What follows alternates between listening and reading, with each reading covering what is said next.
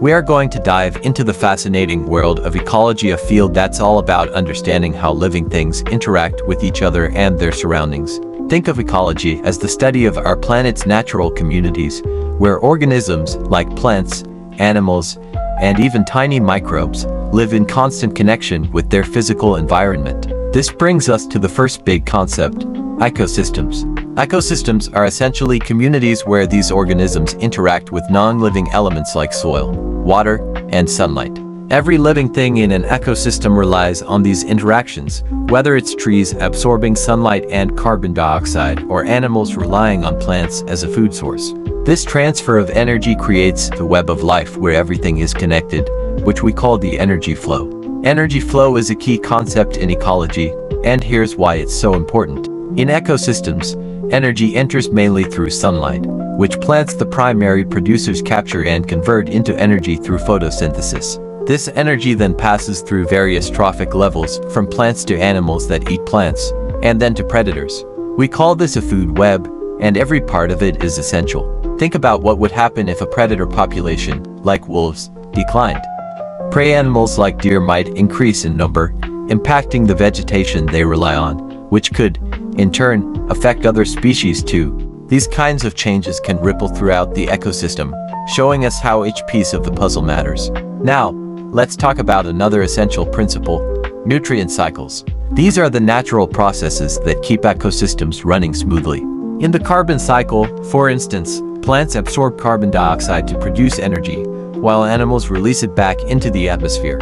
Decomposers like fungi and bacteria break down dead organisms, returning carbon and nutrients to the soil. Similarly, in the nitrogen cycle, bacteria help make nitrogen available to plants, which is then passed up through the food chain. Why does this matter?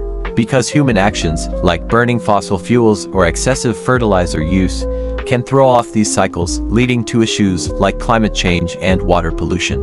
Understanding populations within an ecosystem is another big part of ecology. We look at how species populations grow, decline, and interact with one another. For example, if resources like food and water are plentiful, a population might grow. But when those resources are limited, competition and predation play a role in balancing things out. In ecology, we talk about carrying capacity, the maximum population size an environment can support.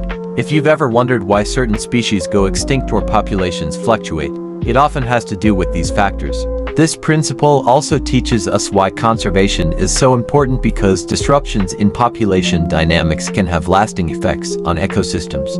Ecology also looks at different types of relationships between species, like competition, predation, and mutualism. These interactions are critical to maintaining a balanced ecosystem.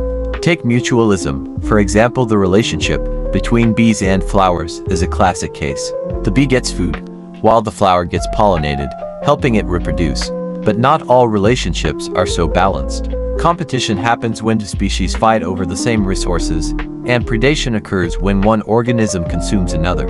Each type of interaction plays a role in biodiversity, and when biodiversity is high, ecosystems are more resilient to disturbances. Finally, I want to introduce the concept of ecological succession, the process by which ecosystems recover from disturbances.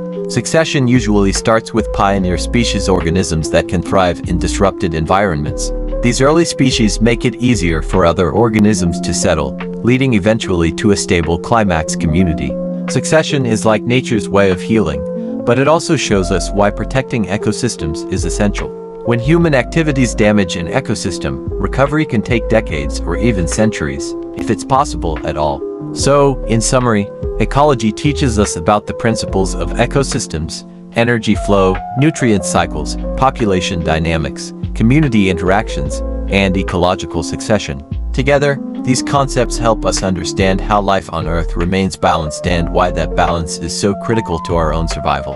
Understanding these basics will not only make you better students of ecology, but also help you see how each of us has a role to play in protecting the planet. If you have questions or want to dive deeper, remember, ecology is all around us, and learning it means exploring how we're all connected to this amazing world.